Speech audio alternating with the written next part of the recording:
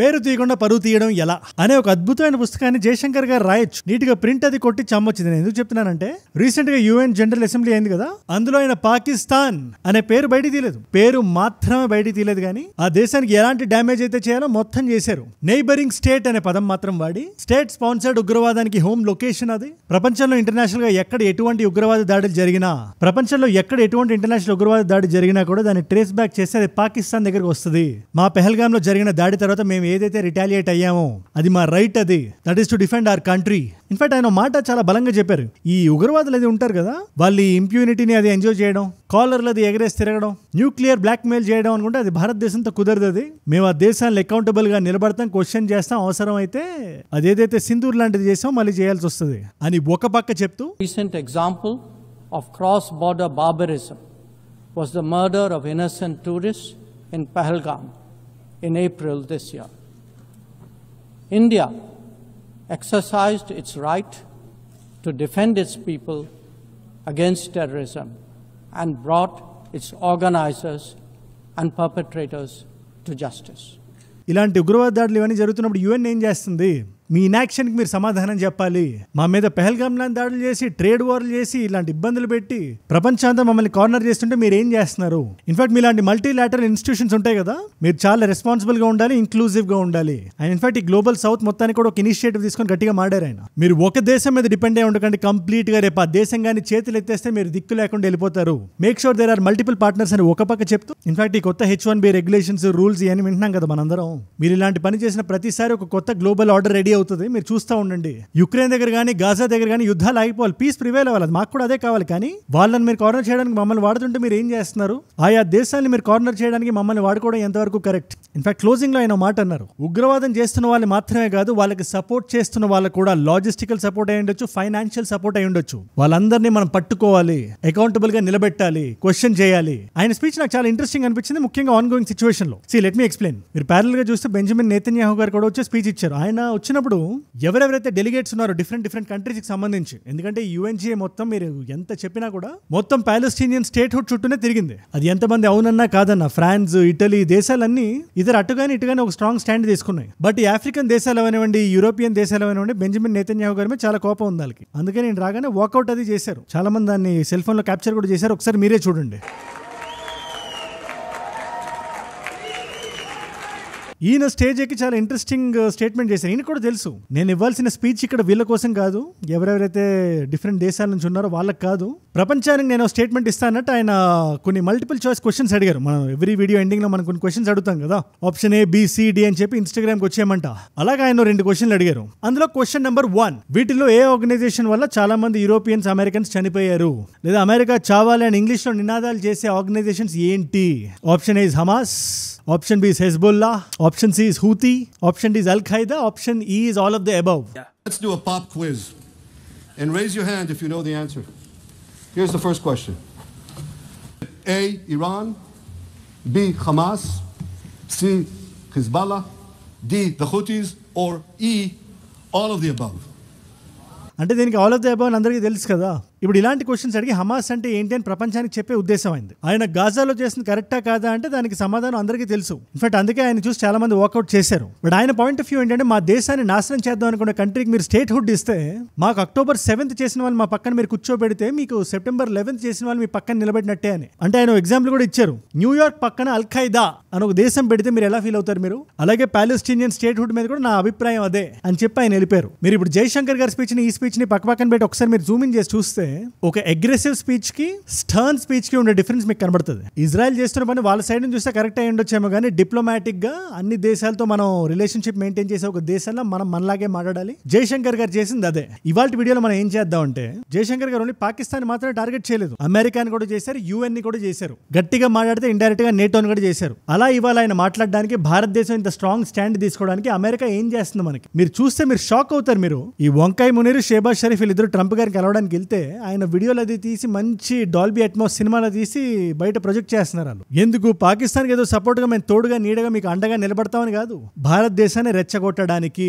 India needs to be fixed అని US commerce secretary వాళ్ళు అంటున్నారు ఆయన హోవర్డ్ లుట్నిక్. ఎందుకు? భారతదేశాన్ని కెలకడానికే. అందుకనే మన స్టాండ్ కూడా చాలా ఇంట్రెస్టింగ్ ఉంది. ఇప్పుడు అమెరికాకి ఇన్ఫాక్ట్ మనం చిక్కు ప్రశ్న కూడా వేసాం. అది వింటే మీరే షాక్ అవుతారు. మీరు దానికన్నా ముందు చిన్న మాట, ఇలాంటి ఇంపార్టెంట్ మ్యాటర్స్ మనకి లోకల్ ఇష్యూస్ తో పాటు ఇలాంటి జియో పొలిటికల్ న్యూస్ కూడా ఏది ఎక్కడ ఎలా జరిగినా ఎంత కాంప్లికేటెడ్ గా జరిగినా దాని అందరికీ అర్థమయ్యే భాషలో ఒక 10-15 నిమిషాలు వీడియో చేసి మీ ముందు పెట్టేస్తారు రోజు. మీలో చాలా మంది చూస్తున్నారు ఈ వీడియోస్ ని, ఇలాంటి జియో పొలిటికల్ వీడియోస్ ని కూడా. ఇది మిస్ అవ్వకూడదు. నేను ఒక సిరీస్ లాగా వెబ్ సిరీస్ లా చూడాలి, ఒక 20 minutes నాకు కేటాయించారని మీరు అనుకుంటే ఆ జియో పొలిటికల్ నాలెడ్జ్ మీకు వచ్చేస్తుంది ఇంట్రెస్టింగ్ గా అని మీరు భావిస్తే జస్ట్ నేను వీడియో పెట్టగానే మీ దాకా రావాలంటే మీరు ఏం చేయాలి? కింద కనబడే సబ్స్క్రైబ్ బటన్ నొక్కి పెట్టేసుకోండి. డన్. ఓకే, అసలు ఈ కాంటెక్స్ట్ గురించి మీకు మొత్తం అర్థం కావాలంటే భారతదేశం అమెరికాకి పెట్టిన ఒక చిన్న కండిషన్ గురించి మీరు తెలుసుకోవాలి. ఇదే యునైటెడ్ నేషన్స్ లో ఇండియా సైడ్ నుంచి ఒక పాయింట్ వచ్చింది. మేము రష్యన్ ఆయిల్ ని కొనడాన్ని తగ్గించడానికి మేము రెడీగా ఉన్నాం, కాకపోతే మా దగ్గర ఒక కండిషన్ ఉంది అని భారతదేశం అనగానే యూఎస్ కొంచెం సీట్లు కొంచెం రెడీ చేసుకొని ఏంటి ఆ కండిషన్ కొంచెం జాగ్రత్తగా చెప్పండి మాకు అని ముందుకు వచ్చి వినడానికి రెడీగా వస్తే,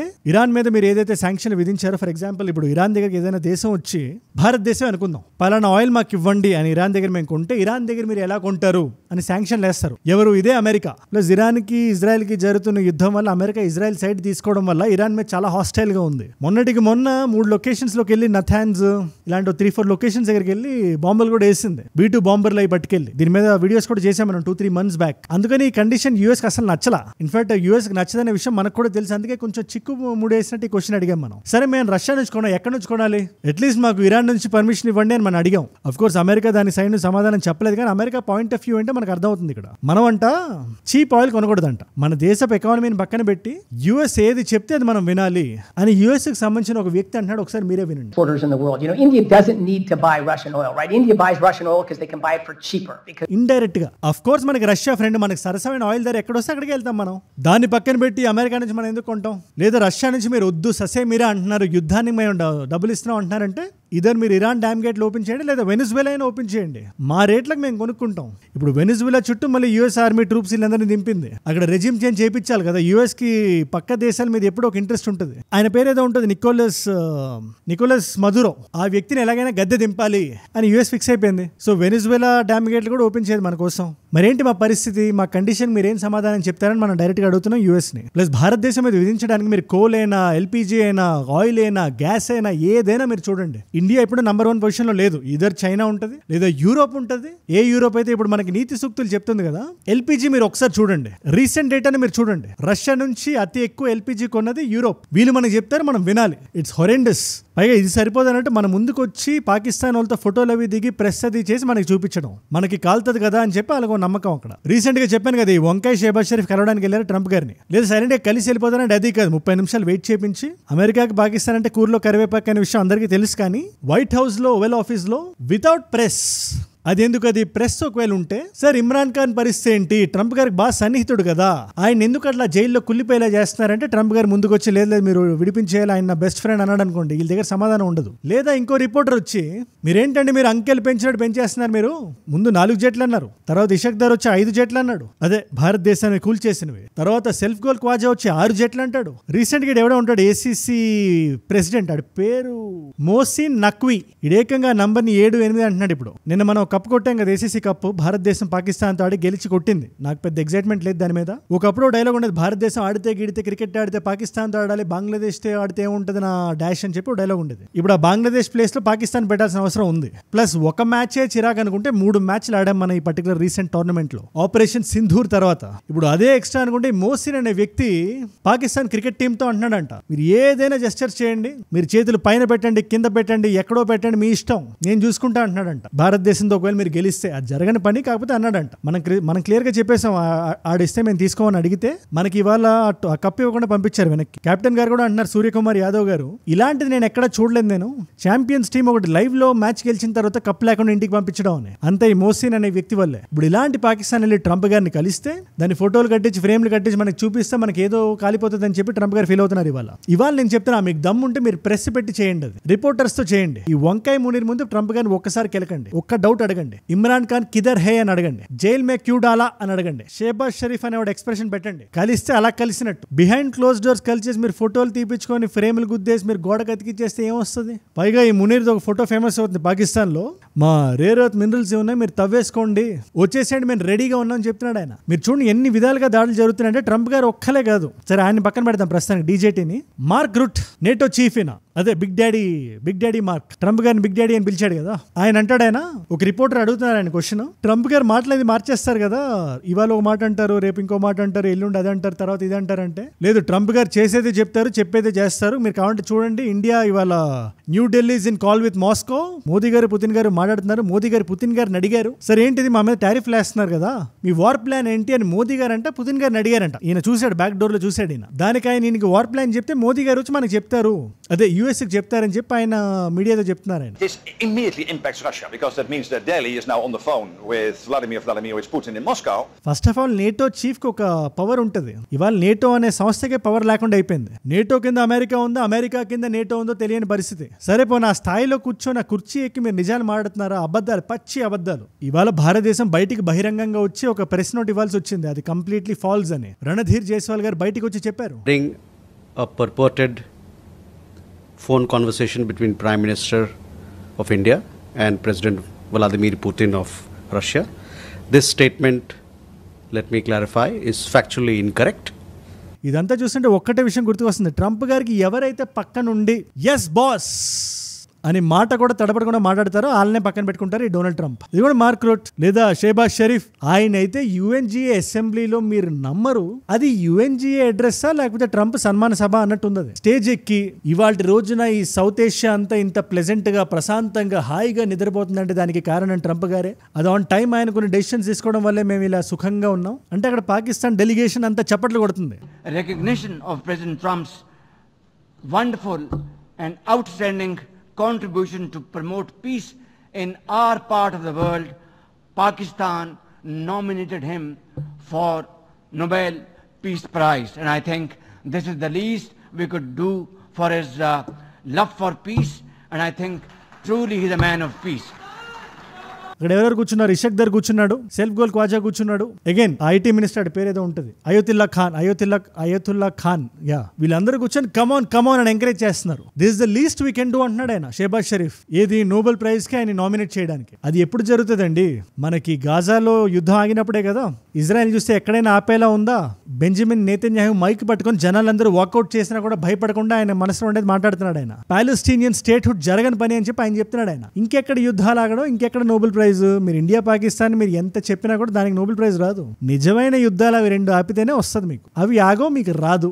లేదు కొంచెం ట్రంప్ గారికి అడ్డంగా నిలబడదాం, ఆయనకి అగెయిన్స్ట్ గా మాట్లాడదాం అంటే ఇవాళ జిమ్మీ కిమెల్కి ఏదైతే జరిగిందో అదే జరుగుతుంది. జిమ్మీ కిమెల్ గురించి మీరు వినే ఉంటారు కదా, యూఎస్ కి సంబంధించి most popular late night show అయింది ఒకటి ఉందండి. ఈ సెలబ్రిటీస్ అందరితో మాట్లాడుతుంటాడు ఆయన. And also he host a talk show. అలాంటి ఒక షోలో చార్లీ కర్క్ కి సంబంధించి అగైన్ ఆయన గుడ్ టేస్ట్ అన్నాడో బ్యాడ్ టేస్ట్ అన్నాడో ఇక్కడ మనకి అది పాయింట్ కాదు. అది జస్ట్ ట్రంప్ గారిని కొంచెం విమర్శించాడు అంతే. ఆయన ట్రంప్ గారు మర్చిపోయారు దీన్ని, చార్లీ కర్క్ అంటే బాల్ రూమ్ ఏదో చూపిస్తున్నాడు ఆయన అనేది జోక్ వేస్తాడు. చార్లీ కర్క్ గారి మీద ఏం జోక్ వేయలేదు ఆయన. ఆయన చనిపోయిన తర్వాత ట్రంప్ గారు చూపిస్తున్న ఇండిఫరెన్స్ మీద జోక్ వేస్తే ఠక్ అని ఏబీసీతో మాడేసి, ఏబీసీ న్యూస్ ఏజెన్సీ ఒకటి ఉంటుంది, దాని కింద ఈయన ప్రోగ్రామ్ ఉంది. ఆయన the show went off air తర్వాత 1 వీక్ లో మళ్ళీ వెనక్కి వచ్చాడులేండి. బట్ ఇది మీరు ఎక్కడ వింటారు? మీరు వెనిజులాలో, నార్త్ కొరియాలో, సౌత్ సుడాన్ లో ఇలాంటి దగ్గర వినేవి.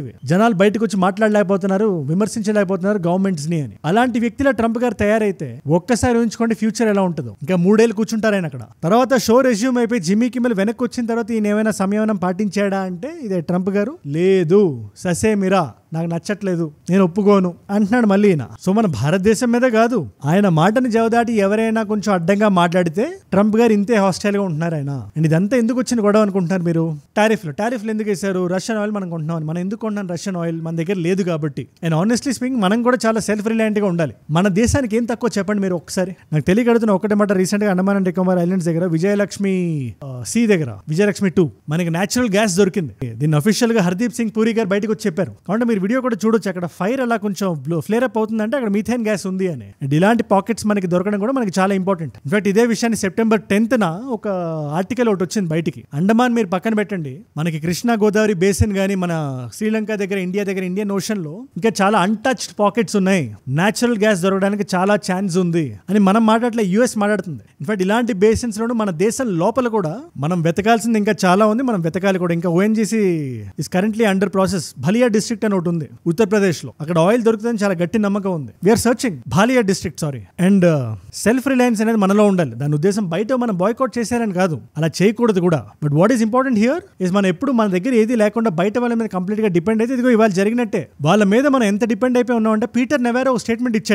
ఆయన హోడ్ లుట్టింగ్ భారతదేశం మీద పడి ఏడవడమే వాళ్ళు పని అన్నట్టున్నారు. వాళ్ళు ఎక్స్ లో భారతీయులు ఏం చేస్తారు, భారతీయులు ఎందుకు ఓట్లు గుద్దుతున్నారు, భారతీయుల ఒపీనియన్ ఎందుకు మ్యాటర్ అవుతుంది, వాళ్ళకి ఇక్కడ ఏం పని అని డైరెక్ట్ గా అడుగుతున్నాడు ఆయన. ఒక పోల్ ఏదో వేసాడు, లాగిపెట్టి చెంప మీద కొట్టినట్టు ఒక రెస్పాన్స్ వచ్చిందిలేండి. కానీ అలాంటి స్టేట్మెంట్స్ ఎందుకు వస్తున్నాయి, because of our over Reliance completely American apps మీద. సరే అక్కడ వరకు ఓకే. ఇప్పుడు జిఎంఓ ప్రొడక్ట్స్ దింపుతానంటున్నారు, అగ్రికల్చర్ అంటారు, ఇది అంటారు, అది అంటారు, మీరు కంప్లీట్ గా ఓపెన్ చేసేయండి మార్కెట్ ని మాకంటారు, నాసిరకం సరుకుని దింపుతారు. రేపు పొద్దున వాళ్ళు డిక్టేట్ చేస్తారు, మనం ఏం తింటున్నామో, మనం ఎలా పెరుగుతున్నామో, మన ఫ్యూచర్ జీన్స్ ఏంటో వాళ్ళు మాట్లాడతారు. అందుకని మనం వద్దంటున్నాం. ఇన్ఫాక్ట్ ఈ యాప్స్ లో కూడా though it is baby steps, మన చేతిలో ఉన్నంత వరకు మనం తీసుకోవాలని చెప్పి నమ్ముతాను నేను. ఇలాంటి వీడియోస్ లో మీరు ఎక్కువ యాడ్స్ చూడరు కదా, సరదాగా ఇవాళ ఒక యాడ్ చేస్తాను నేను. ఈ యాడ్ నేను చేస్తున్నట్టు ఆ కంపెనీకి కూడా తెలియదు, వాళ్ళ దగ్గర ఎటువంటి డబ్బులు తీసుకోలేదు. జోహో అనే ఒక కొత్త ఆల్టర్నేటివ్ వచ్చింది. It's an Indian alternative. Of course YouTube కి ఆల్టర్నేటివ్ ఏం కాదు, లేదా ఎక్స్కో ఇన్స్టాగ్రామ్ కి ఆల్టర్నేటివ్ కాదు. కానీ మన రోజువారీ వాడే యాప్స్ ఉంటాయి కదా, జీమెయిల్ కానీ లేదా ఈ మైక్రోసాఫ్ట్ ఎక్సెల్ లాంటిది, కానీ వాటికి ఆల్టర్నేటివ్స్ అనుకోండి. జోహో ప్రెజెంటేషన్ మీరు ఒకసారి డౌన్లోడ్ కొట్టండి. ఎవరైతే మీరు జాబ్స్ లో పనిచేస్తున్నారో లేదా కాలేజీలో చదువుతున్న పిల్లలకైనా మీకు పవర్ పాయింట్ ప్రెజెంటేషన్ అవసరం కదా, మీరు చేస్తున్న ప్రాజెక్ట్ వర్క్లకి గట్రా, దానికి ఒకసారి మీరు జోహో ప్రెజెంటేషన్ ఉంటుంది, దాన్ని డౌన్లోడ్ చేసుకొని పెట్టుకోండి. లేదు నాకు ప్రెజెంటేషన్ అవసరం లేదనుకుంటే జోహో మెయిల్ అని ఉంటుంది, ఎలా అయితే జీమెయిల్ ఉంటుందో దాంట్లో ఒక అకౌంట్ క్రియేట్ చేసి పెట్టుకోండి, దాంట్లో మీరు మెయిల్ సెండ్ చేయండి. జోహో మీటింగ్ అని, జోహో క్యాలెండర్ అని చెప్పి ఇలా అన్ని రకాలు ఉన్నాయి. ఈ బేస్ లెవెల్ ఇంటరాక్షన్ టూల్స్ లో ఇండియన్ ఆల్టర్నేటివ్ అనుకోండి అంతే. గూగుల్ ఫార్మ్స్ బదులు జోహో ఫార్మ్స్. అంతే మీరు వాట్సాప్ ఆడే వాళ్ళు అయితే అరతై అని ఒకటి వచ్చింది ఈ జోహో కంపెనీ నుంచి, ఇన్స్టెంట్ మెసేజింగ్ యాప్ అది. ఇవన్నీ బ్యూటిఫుల్ గా పనిచేస్తున్నాయి కాబట్టి నేను మీకు రికమెండ్ చేస్తున్నా. నా సైడ్ నుంచి ఇది వస్తున్న ఒక ఫ్రీ ప్రమోషన్ అనుకోండి. ఎంతవరకు వీలైతే అంతవరకు వాడండి అంతే. ఏదో పక్క బాయ్కాట్ చేసి వాడమని చెప్పట్లేదు. ఇవి మన దేశానికి సంబంధించిన యాప్స్. మీకు తెలియకపోతే ఒకసారి మీరు డౌన్లోడ్ చేసుకోండి అని చెప్తున్నాను అంతే. నేనే కాదు, రీసెంట్ గా యూనియన్ మినిస్టర్ అశ్విని వైష్ణవ్ గారు కూడా గూగుల్ మీట్ నుంచి మనం జోహో మీటింగ్ మూవ్ అవుతున్నాం అని చెప్పి గవర్నమెంట్ ఆఫ్ ఇండియా ఏదో ఒక మీటింగ్ లో ఆయన చెప్పారు. ఆయన అక్కడ నాకు చాలా ఇంట్రెస్టింగ్ అనిపించింది. మన సైడ్ నుంచి ఏదైనా చెప్పినా కూడా నేను పదే చెప్తుంటా, మనకి నంబర్స్ పెద్దగా కనబడొచ్చు, మనది చాలా పెద్ద కుటుంబాన్ని మీకు అనిపించవచ్చు, పెద్ద కమ్యూనిటీ అని. బట్ దేశ జనాభా, రాష్ట్రం జనాభా నుంచి చూస్తే మనం చాలా తక్కువ. బట్ ఆ తక్కువలోనే మనకి 0.0000001% మనం మార్పు తీసుకురాగలిగినా కూడా దట్స్ గ్రేట్. ఇంకా యూట్యూబ్ కి ఎక్సెల్ కి చాలా దూరం ఉంది. That's okay. ఒక 9 యాప్స్ మనం ఫారెన్ వాడినా కూడా YouTube is Google is alphabets American. So ultimately video మీరు అమెరికన్ యాప్ లోనే చూస్తున్నారు. అది తప్పు అని నేను చెప్పట్లేదు. బట్ కుదిరితే ఇక్కడో అక్కడ ఎక్కడైనా వాడండి అని చెప్తున్నాను అంతే. ఇలాంటి యాప్స్ ఏదైనా ఆల్టర్నేటివ్ మీకు డెఫినెట్ గా మీకు హెల్ప్ అవుతుందని. కుదిరినంత మన రిలయన్స్ తగ్గించాలి, గ్లోబల్ కన్స్యూమరే కాదు గ్లోబల్ ఎక్స్పోర్టర్ కూడా మనం అవ్వాలి అనే ఆలోచన నుంచి వచ్చిన స్టేట్మెంట్ ఇది అంతే. లేకపోతే ఇదిగో పాకిస్తాన్ లాగే మనం ఎక్కడో చూడాల్సిన అవసరం లేదు, ఏమైపోతాం మనం అని. సరిగ్గా మన పని మనం సరిగ్గా చేయకపోతే పక్క దేశం మనకి మంచి ఎగ్జాంపుల్ ఇస్తుంది. మనకి ట్రంప్ గారు రమ్మంటే రావాలి, పొమ్మంటే పోవాలి, వెయిట్ చేయమంటే 30 నిమిషాలైనా బయట వెయిట్ చేయాలి ఓవల్ ఆఫీస్ బయట. ఇవాళ రోజున ఇదే మోసిన్ నఖ్వీ ఉన్నాడు కదా, ఎవరైతే మనకి ఏషియా కప్ ఇస్తానన్నా మనం తీసుకోలేదని చెప్పాను కదా, ఏసీసీ ప్రెసిడెంట్ ఆయన, పాకిస్తాన్ మినిస్టర్ కూడా ఆయన రీసెంట్ గా స్టేట్మెంట్ ఇచ్చాడు. మా వాళ్ళని ఇజ్రాయెల్ కొట్టింది అంటే పాకిస్తాన్ కొట్టిందంట, పాకిస్తాన్ సంబంధించిన సోల్జర్స్ కొంతమంది చనిపోయారని చెప్పి రీసెంట్ గా స్టేట్మెంట్ రిలీజ్ చేశాడు ఆయన. ఇజ్రాయెల్ అమెరికా ఫ్రెండ్ కాబట్టి అమెరికా నుంచి షేబాజ్ షరీఫ్, ఈ వంకాయ మునీర్ వెనక్కి వచ్చేదాకా వెయిట్ చేసి మరీ చెప్పాడు. ఈ ఇష్యూ మొత్తంలో ఇజ్రాయెల్ ఎందుకు కొట్టింది పాకిస్తాన్ ని అనే డౌట్ మీకు వస్తే, రీసెంట్ గా సౌదీతో ఒక ప్యాక్ట్ చేస్తుంది. ఈ ప్యాక్ట్ వేరే దేశాలకు కూడా ఓపెన్ అని చెప్పింది, అరబ్ నేషన్స్ అని చెప్పింది. అరబ్ నేషన్స్ కి ఇజ్రాయెల్ కి గొడవ అవుతుందని ఇజ్రాయెల్ కూడా తెలుసు. పాకిస్తాన్ ఇంట్రెస్ట్ ఏదైనా అయి ఉండొచ్చు, భారతదేశం పాకిస్తాన్ టార్గెట్ అయి ఉండొచ్చు, కానీ ఇండైరెక్ట్ గా పాకిస్తాన్ నష్టం చేకూరుస్తుంది మాత్రం Israel K. At the same time Saudi Arabia ఏం తక్కువ తినలేదు. అటు జెరూసలంతో డిప్లొమసీ చేస్తుంది, ఇటు భారతదేశంతో డిప్లొమసీ చేస్తుంది. మాకు షీల్డ్ గా మీరు ఉండండి అని పాకిస్తాన్ తో మాట్లాడుతుంది. రేపు పొద్దున మా మీద ఎవడైనా దాడి చేస్తే మీ సోల్జర్స్ చచ్చిపోవాలి అనేది ఇండైరెక్ట్ గా సౌదీ అరేబియా వాదన. మొన్న మనం ఆడుకున్నాం కూడా. సో ఈ గొడవ మొత్తంలో ఇజ్రాయెల్ దృష్టిలో పాకిస్తాన్ పడింది. అండ్ ఇజ్రాయెల్ దృష్టిలో ఎవడైనా పడితే ఆడి పరిస్థితి ఏంటో మనందరికీ తెలుసు. ఇదే యుఎన్ సెక్యూరిటీ కౌన్సిల్ లో కూడా పాకిస్తాన్ కూర్చుంది అన్ఫార్చునేట్లీ, టెంపరరీ మెంబర్ పాకిస్తాన్. మీరు ఏ డాన్స్ అయినా వేయండి, మీరు ఒసామా బిన్ లాడెన్ మీ నేల మీదే చచ్చిపోయాడు అనే నిజాన్ని ఎవడు మార్చగలుగుతాడు? అది ఇవాళ మీరు ఏమన్నా చెరిపేస్తే చెరిగిపోయేది, అది చరిత్ర అది అని ఇజ్రాయెల్ మాట్లాడుతుంది పాకిస్తాన్ ని చూస్తూ. మొన్న ఇదిగో ఇలాగే దాడి చేసింది. పాకిస్తాన్ సోల్జర్స్ గానీ, పాకిస్తాన్ ఆర్మీ బేసర్ గానీ ఎక్కడున్నా అది ఇప్పుడు ప్రస్తుతానికి ఇజ్రాయెల్ టార్గెట్ లోనే ఉంటాయి. సో చూడాలి మరి పాకిస్తాన్ ఇజ్రాయెల్ నుంచి ఎలా వేగుతుందో. దీని మీద మీరు ఏమంటారు నాకు కింద కామెంట్స్ లో ఖచ్చితంగా రాయండి. ఆఫ్ కోర్స్ వీటి పర్యవసానాలు భారతదేశం మీద పడతాయి.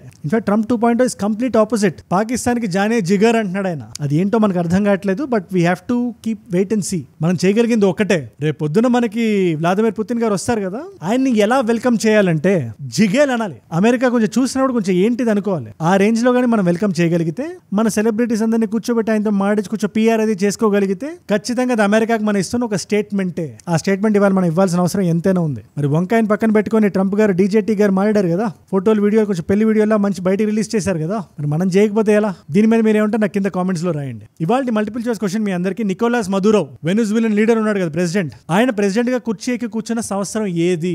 ఆయన గురించి మీరు వినకపోయి ఉంటే సాల్ట్ బేతో కూడా ఆయన వీడియో ఉంటుంది, చాలా ఫేమస్ వీడియో అది. అప్పట్లో దేశంలో అందరు చచ్చిపోతుంటే ఆకలికి అలమటిస్తుంటే మీరేంటి ఇంత లగ్జరీ భోజనం ఎలా చేస్తారని చెప్పి ప్రపంచం అంతా వైరల్ అయిన వీడియోస్ అవి. సో ఆయన ప్రెసిడెంట్ అయిన సంవత్సరం ఏది? Option A is 2010, option B is 2012, option C is 2013, option D is 2017. మీరు తెలిస్తే కింద రాయండి. తెలుసుకుందాం అనుకుంటే ఇన్స్టాగ్రామ్కి వచ్చేసేయండి. అక్కడ అజయ్ ఫ్రమ్ ఏజుడ్ అని ఉంటుంది, అజయ్ ఫ్రమ్ అని రాస్తుంటే పక్కన వచ్చేస్తుంది. It's a verified profile, tick mark ఉంటుంది, 1+ మిలియన్ ఫాలోవర్స్ ఉంటారు. మీరు టక్ అని వచ్చేసి అక్కడ ఇలాంటి వీడియోస్ ని రీల్స్ లా చూడొచ్చు. నా లైఫ్ లో నా చుట్టూ ఏమైనా జరుగుతున్నా, నాకు ఏదైనా వీడియో ఐడియా టాపిక్ ఇద్దాం అనుకున్నా, లేటెస్ట్ న్యూస్ ని స్టోరీస్ లో చూద్దాం అనుకున్నా, ఇలాంటి క్వశ్చన్స్ ఆన్సర్స్ తెలుసుకుందాం అనుకున్నా కూడా ఇట్స్ ఎ గ్రేట్ ప్లేస్. ఒక మల్టీపర్పస్ ఛానల్ లో ఉంది. ఒకవేళ అక్కడ లేకపోయినా కూడా ఏజుడ్ రీల్స్ అని మన టీం నడుపుతున్న పేజ్ ఆన్సర్ అక్కడ పెట్టేయమంటాం. అండ్ ఏజుడ్ గ్లోబల్ మీ నాన్ తెలుగు ఫ్రెండ్స్ కి నా కైండ్ ఆఫ్ వీడియోస్ మీరు షేర్ చేద్దాం అనుకుంటే ఖచ్చితంగా మీరు దాన్ని సబ్స్క్రైబ్ చేసి పెట్టుకోండి. నేను aged unfiltered fashion life style grooming content లోకి నేను మళ్ళీ వచ్చాను. That channel is doing extremely well. Be a part of the community. And మీరు ఇక్కడ దాకా నా వీడియోలో వచ్చారంటే నా వీడియోస్ మిమ్మల్ని ఆకట్టుకుంటున్నాయి, ఒక వాల్యూ పొందుతున్నారు. Thank you so much for that. మీరు ఇస్తున్న వాచ్ టైం, మీ రిటెన్షన్ ఏదైతే ఉందో,